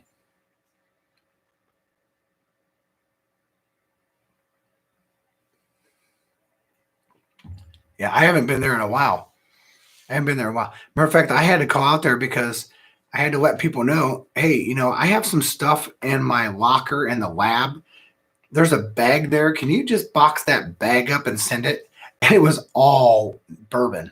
I had Blanton's, I had E.H. Taylor, I had everything in there. Yeah, Bevmo is great. And the Bevmo thing down in Sunnyvale and all that area is really nice because they send you stuff all the time. And if you're a Bevmo person, they give you discounts all day long. Like right now, Bevmo sent me a thing and I'm not there. But if you were there, they're offering 20% off anything you buy in the store and free delivery to your house. So if I was there at the office, I would act like at the office or hotel and have them sending me stuff as much as possible.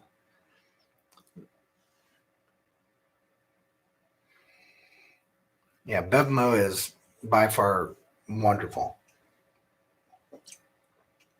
So I'll tell you, it's really weird, right? So we went through my bar and I started with a bourbon and I went over to the rye and then I went to the wheater and then I worked my way from a wheater to the scotch.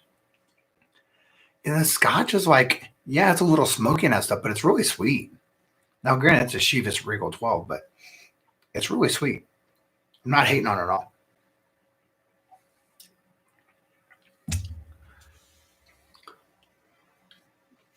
Really good. So I know that I appreciate you guys being on here.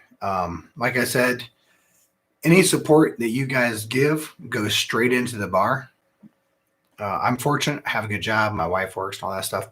But to support my hobby, my habit, my wife, and then so my second love, and that's my second love is this. I love this. I love everything about this. I love introducing new things, new thoughts,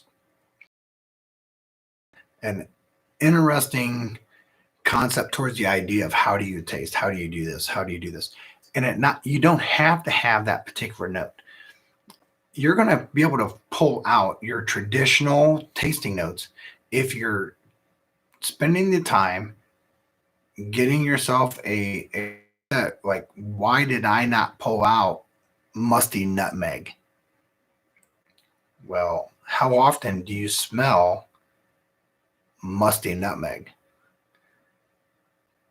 So I think it got blotchy for a second, so I apologize. That one actually, YouTube came up and said there was an unstable thing.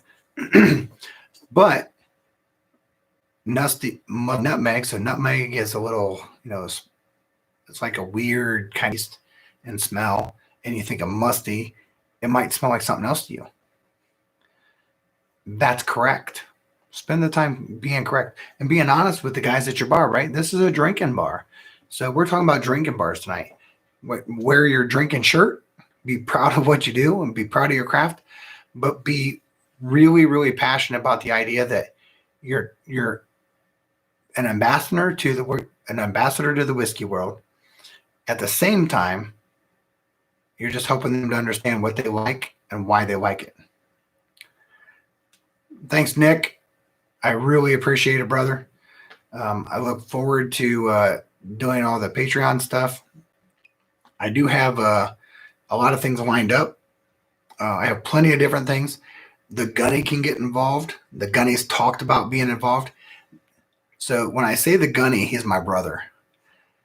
He has a pretty vast collection, but he has a plethora of knowledge. He just isn't like the overall outspoken socialite that I am. I could talk paper off a wall. There could be 0 people on this, which would kind of make me sad, but I could still absolutely talk for an entire 2-hour segment because I will not run into Dusty Dan and those guys. Never will I ever stomp on any tuber that has ever spent the time being out there being good to each other. And I haven't ran across anybody in the whiskey tube community that hasn't been good. So I want to be an ambassador to that. So I will encourage everybody, at 9:00 Eastern time, which is where I'm at, 8:35 right now. I plan on going for another 20 minutes, and then I'll call it a night. And then we'll jump over and watch Dusty Dan, those guys, talk to the guys at Blue Run. I will still be on there, though. Trust me. Because for whatever reason, I'm feeling a little scotchy all of a sudden. Maybe because I just ended with it. You have that like that malt, that scotchy note you would get. Not peated, but smoky. And trust me, if there's anybody that does anything with smoking, right? Nobody does more smoking than I do. I can promise you that. They might like smoky stuff. I actually smoke it. I have so many different types of wood chips. It ain't even funny. But I tell you what, this Sheepus Regal, they're actually on right now. I thought they were supposed to be on at 9. Let me look real quick, because I don't want any part of stepping on these. These guys are some of the best dudes in the game. Why was I thinking that they were on at 9? So they're on right now.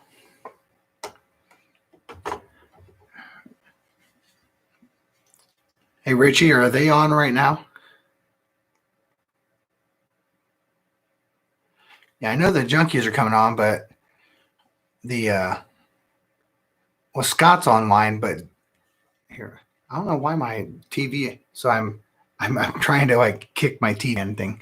Well, my plan was to go until a certain time anyway, so I'm not going to worry about it.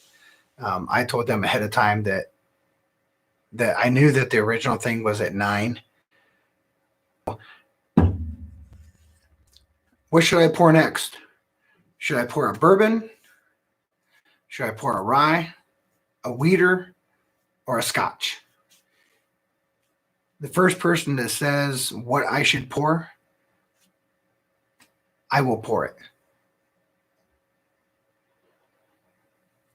In the meantime, I'm going to drink water until someone says something. A rye. All right. Richie Z, and you're freaking smoke wagon, you dirty. You know that's like something that's not even in the world of something I can get here. Can you get smoke wagon?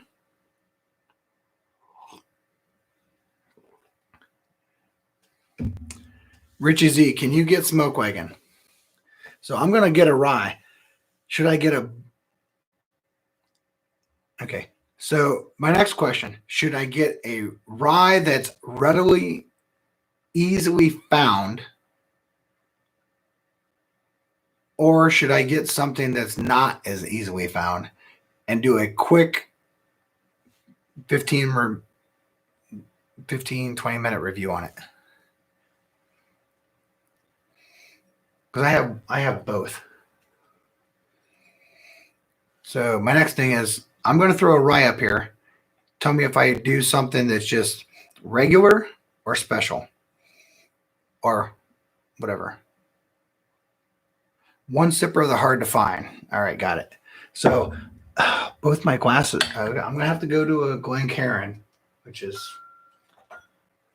all right, I guess. So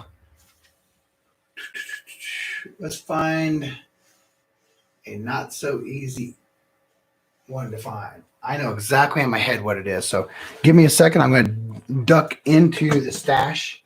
So my whole entire bottom of my bar is nothing but booze. So you'll have to give me a second while I dig it out. But I know exactly what I'm going to throw up here. Why are you in the very back? Because I don't use you that often.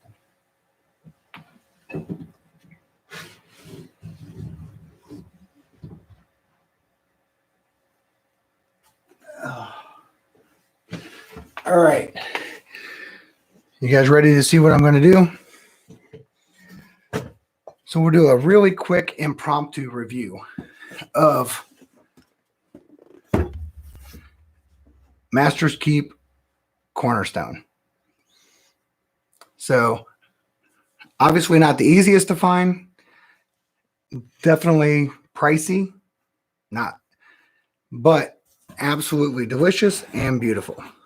So if I come through here and open it up, I'll open it up so you can see it. My fancy little Wild Turkey Master's Rye. So we're going to do some Cornerstone. So let me pull it out of here.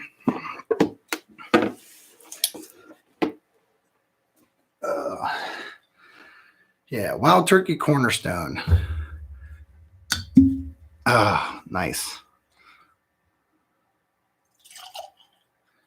It's the drinking bar. It's not the sipping bar tonight.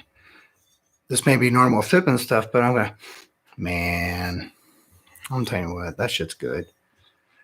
And you know, I'll be honest with you, the cork, it's pretty nice. Probably milling and make that like a coin or something. Who knows? If nothing else, I could put it in a sock and be like Full Metal Jacket and use it for a soap party. So let's do a little bit of a quick thing here. So 54.5% alcohol, which puts us at 109 proof. Master's Keep Kentucky Rye Whiskey. So the bottle is beautiful. And unlike a lot of them, I have a friend that actually melts them down in a kiln and makes glasswork out of them. So when I'm done with it, that's what I'll do. So 842, I will go till 859. You know, so when you're thinking of rye, right? So absolutely some typical rye notes right away. You get some really nice florals off of it.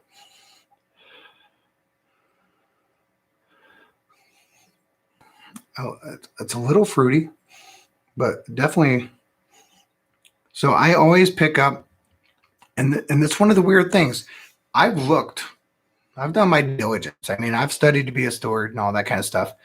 And one of the things I think that is interesting is we'll do Blue Spot. Oh yeah, the color in it is gorgeous. I mean, literally gorgeous. When you're looking at it, um, I don't think what you're seeing on screen is quite what I'm seeing. It looks like it has somewhere along the. So when you're thinking of rye, you don't really look and think you're gonna. Usually, rye usually looks a little thin. It looks a little thin. It doesn't look like it has that bourbon. This isn't quite bourbon, right? It doesn't have that darker, like more of a like a heavy, thick copper honey. This is more of like a honey amber, somewhere in that area that you have like this amber but honey, right? So honey usually kind of runs a little darker. It's not quite bourbon, but boy, does it really looks a little darker than what you would expect a rye to look. Um, now the legs on it, and I know you can't see it, really a lot of viscosity in it, right? So it looks really oily. But if you're familiar with Beam, you would expect that. And well, this is turkey, so my apologies, but it's really, it really is.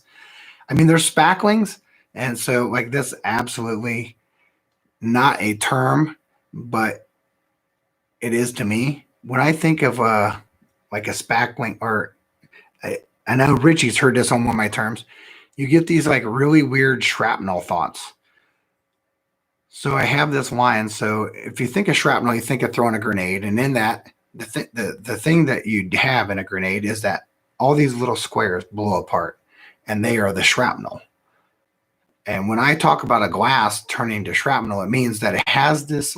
You roll it around, you get your rim, and then you have your legs. Your viscosity is basically your thought process of telling me, not proof, is it oily, or is it thin, and that kind of stuff. And so if it's like these long, slow legs that are a little bit thicker, then I think is okay. It's going to be a little bit more oily, more about what I would think would be kind of like my traditional legs that I would see with a Beam, like a Booker's or a Knob Creek or something like that.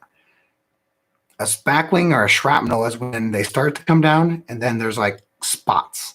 So if you go through and you're washing your glasses and you rinse them out and all that stuff, but you don't dry them, and you set it upside down to dry, you'll see like these weird water spots. They're like everywhere, but they're not connected.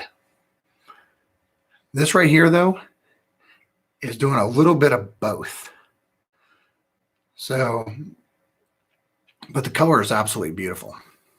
It's a beautiful drink. But you have the rye notes on it. For sure, you have the rye notes on it. For me, I pick up a couple different things, and everybody has their different things. On a rye that really pulls that nose to me, it's usually oatmeal and spearmint. I know that sounds weird, but I think I pull the grain of the oatmeal, and it brings to mind the fact that I grew up eating oatmeal. But spearmint, when you think of like spearmint gum, you know those, and this is going to show my age, right? Without the gray, I think of the Double Mint twins, and yes, it is, Richie. I mean, it's pretty aggressive, because a lot of times ryes can be really, they're kind of like they disappear in the beginning, and they make a presence later. This one makes a presence right away.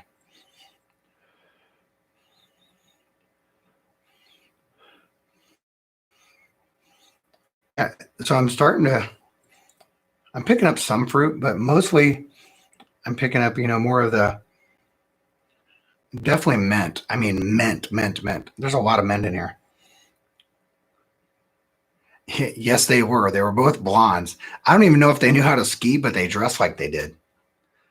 I think at the same time, one of those commercials used to have a really hot blonde skier at the time, maybe like Christy Teigs or something like. I don't remember her name.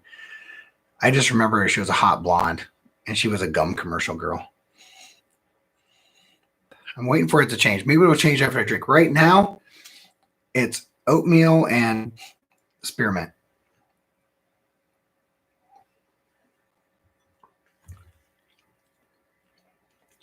Man, is that?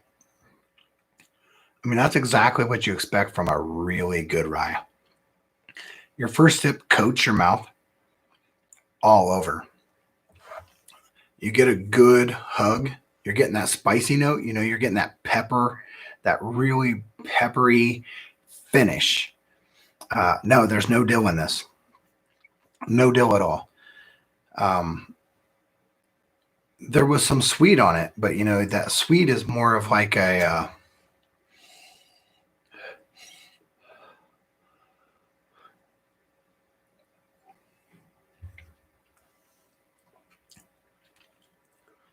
yeah. I'm not pulling a dill off that. It's a peppery note that's a little perfumey. You know, a little perfumey, like what you went to spray some perfume, some really nice perfume, and you accidentally had your mouth open, mixed with some spearmint. But you know, you're talking 109 proof, so you get the mouth feels of a rye 109, and it comes across, and it really does a good job coating. I mean, you're getting a really good mouthfeel all the way to the back. Yeah, this is not dilly at all, not at all. Have you had Cornerstone, Richie?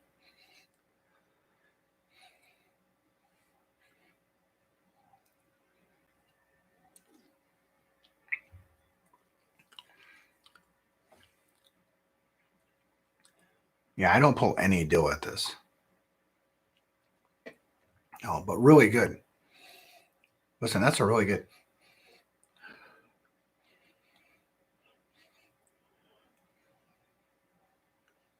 I'm I'm starting to pull something, but I don't know what it is.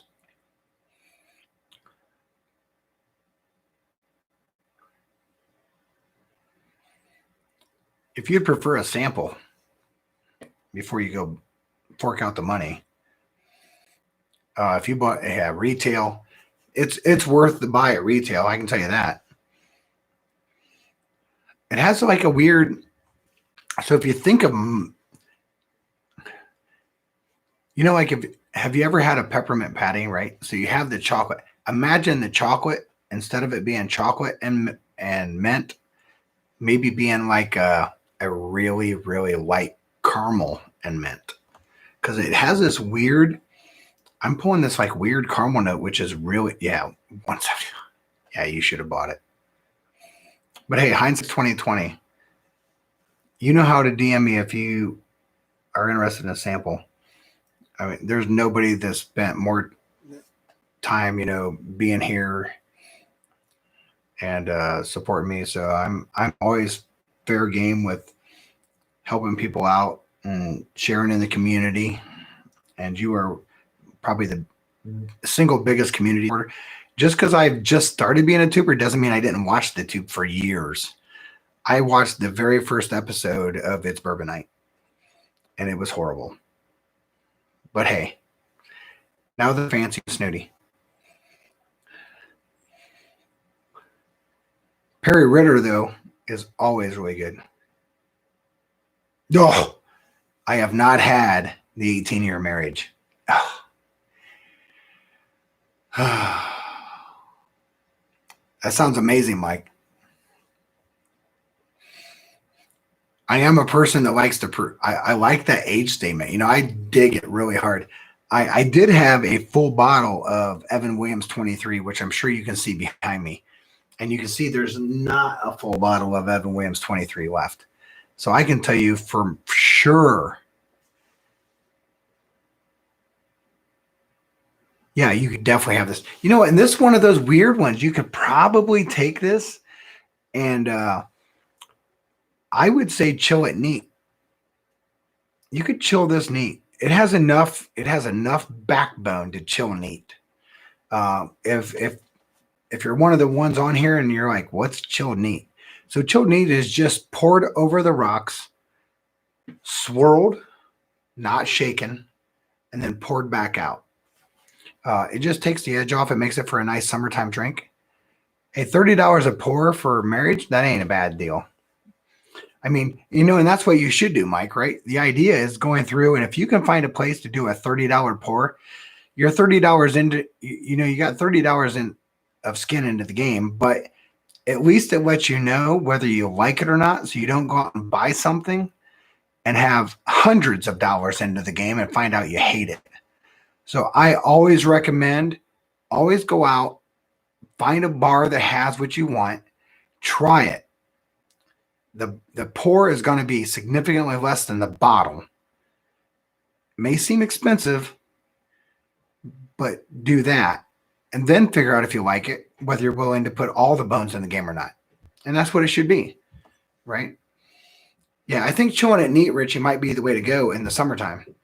I think you could chill this neat and throw maybe like a little orange peel spritz and do it. I would do an orange peel spritz and then like a little swirl of an orange peel and drop it in it.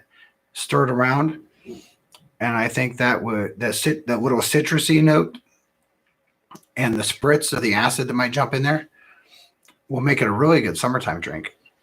I think you could also probably throw that with a little bit of soda water, carbonated water, maybe. I know that we here, my carbonated water of choice is what's it called?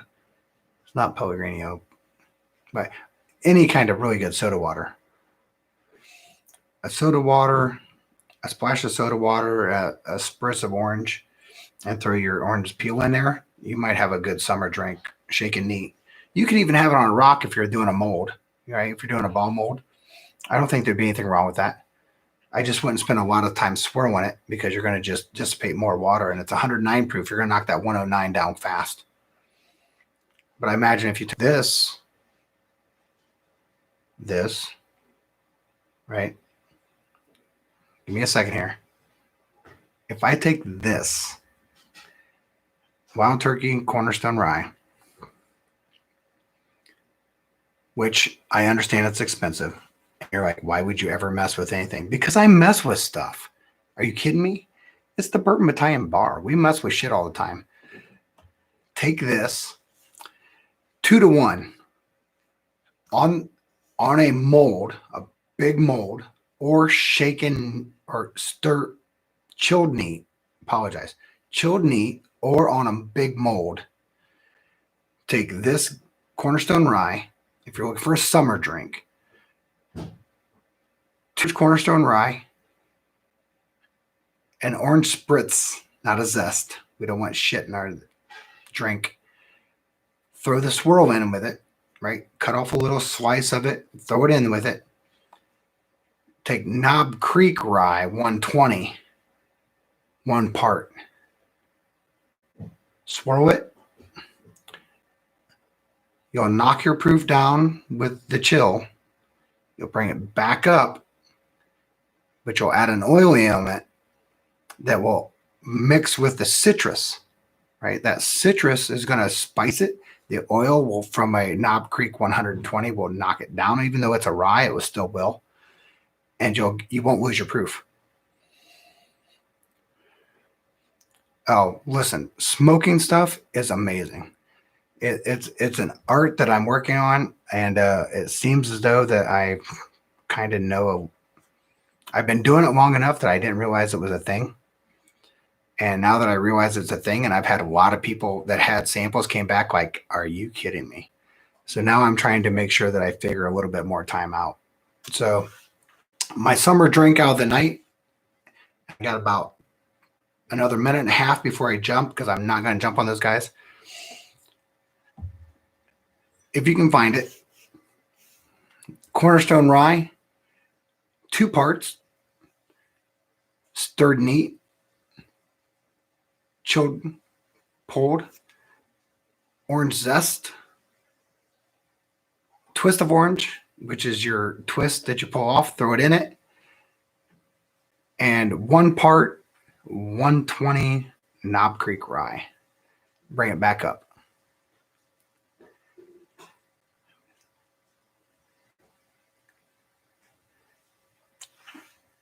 Richie, if you're ever interested in doing an Instagram one-on-one, I will share it with you.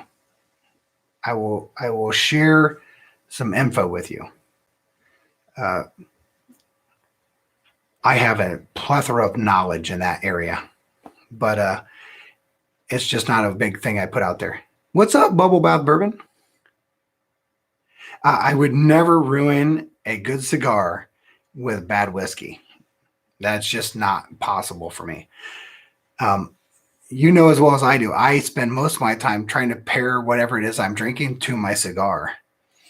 So cheers to you, Bubble Bath. Glad you jumped on. I appreciate it.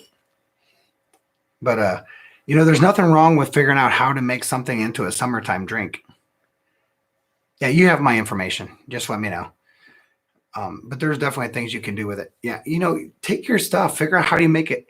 You don't have to do like tons of things until, I'll see you over there, Nick. We got about like 20 some seconds before I bail to go over there. So, hey, Bubble Bath, are you going to jump over on the whiskey? What is that? Scott and Dan stream? Yeah, Richie Z knows everybody. He should. Listen, he's the greatest ambassador of the Whiskey Tube Nation there is. So cheers to Richie. Thanks, Bubble Bath, for jumping on. Hope you get a chance to go back and pick it. Hey, it's less than 2 hours. It's less than 3 hours this time, so you should be able to go in and hit some highlights. So, you just got in here just in time to jump over to the other one. So I always try to put it out on my stream, and I hate that YouTube always puts out like something. You go on time and you look at it, and it says it's like 2 days away from now at midnight. You just have to click on it, and I found that once you do that, you see everything. So that's the idea, right? So, I know they're going live. I love to sit and chat with you guys and talk about how to make your favorite stuff into bourbon drinks and what to do with it to change it up to mix your profile. I will have other lives and other streams like that. Just be watching. Like I said, I have Patreon and PayPal. Anything you do to support me supports going and buying this stuff and showing you different ways of looking at it and making it something that you like and that you want. Yeah, you can't look at the notification on that.